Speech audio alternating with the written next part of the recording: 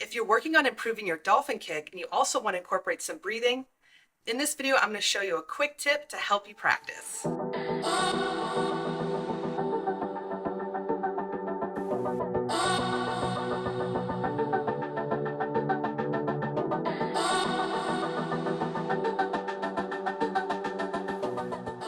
Hey swimmers, welcome back to the SWIMVICE channel. I'm Coach Mandy, and today's quick tip video is on the dolphin kick, how to incorporate it, and also how to add breathing when practicing your dolphin kick.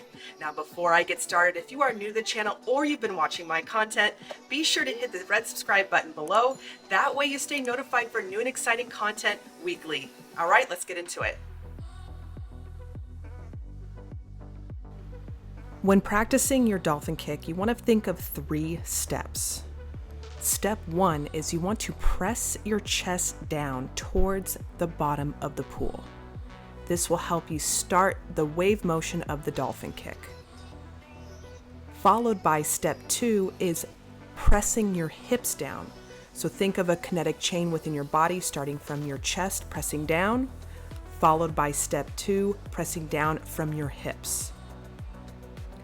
Lastly is step 3, which is pressing the tops of your feet down.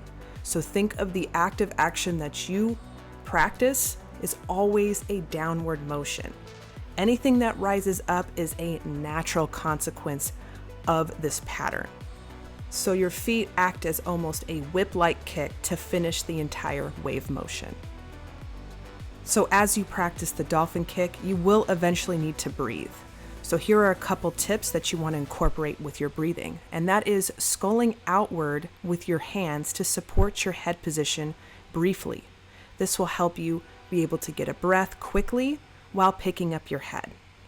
When you pick up your head, it will cause some sinking, so you want to use your hands to support yourself in a sculling motion outward past your shoulder line. Once you get your breath, you want to keep it quick and allow your head to fall or drop back into position, which will help you stay relaxed and overall help you keep your body line as high as possible.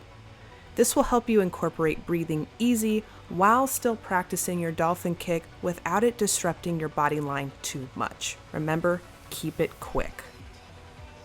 So now that you've been introduced to the steps of how to execute a dolphin kick, here you can watch it all the way through without any freeze framing so you can see the same pattern applies.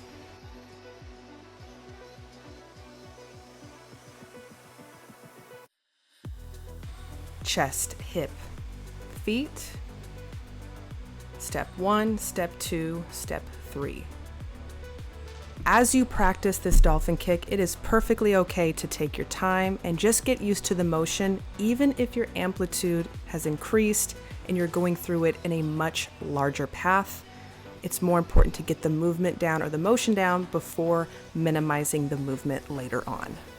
Now that you're starting to understand the steps on how to execute a dolphin kick correctly, next up you're going to learn how to breathe properly and also some tips to minimize drag.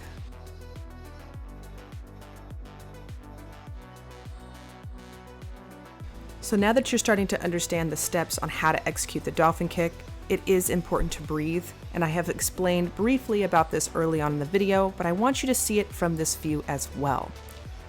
When breathing, you want to scull your hands outward. At this time, my hands are pressed together, focusing on the palms sculling outward to briefly support my head position in order to get a breath. Yes, lifting your head out of the water puts energy behind you, could possibly sink, so it's important to use your hands briefly to support you during this motion. When breathing, you want to incorporate keeping the breath very quick and allowing your head to completely drop into position. As you see in this freeze frame, focusing on allowing gravity to work with you by using the weight of your head to drop back into position, which will help you feel not only more comfortable, but you will also keep your body line as high as possible when practicing your dolphin kick. So now that you've been introduced to the quick tips on how to incorporate breathing, go ahead and watch it all the way through without any interruptions so you can see how this keeps your body line on the surface while being able to practice your dolphin kick efficiently.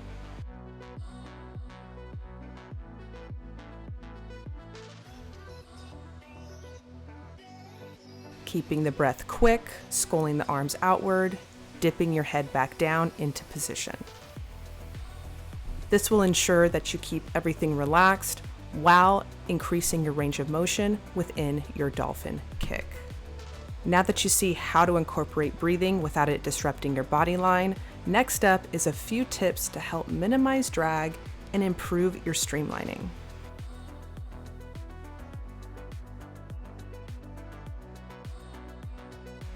Once you've mastered the motion of the dolphin kick while incorporating breathing, here are a few quick tips to help minimize drag and also improve your streamlining within this motion.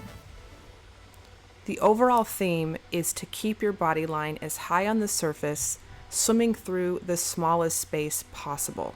The bigger the space, the more drag you create. So once you're already accustomed to the dolphin kick, what you can start adding is practicing decreasing your overall amplitude. That's the wave-like motion your body creates moving forward.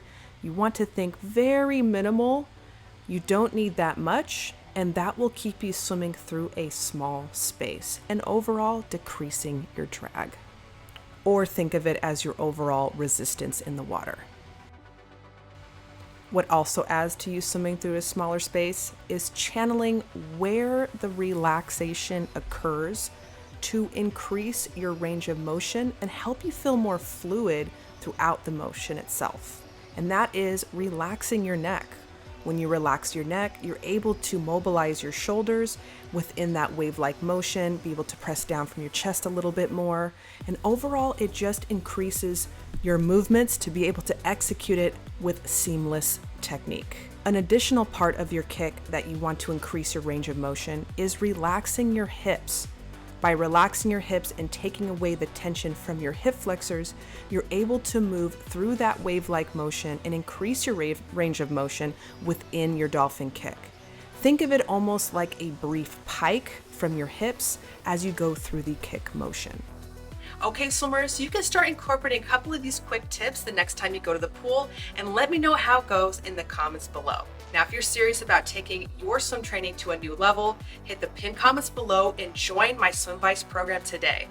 You'll have access to my freestyle course, backstroke, treading water, and so much more. You can also go to swimvice.com for more resources to help with your swim training. All right, swimmers, enjoy your practice, and I will see you all next week.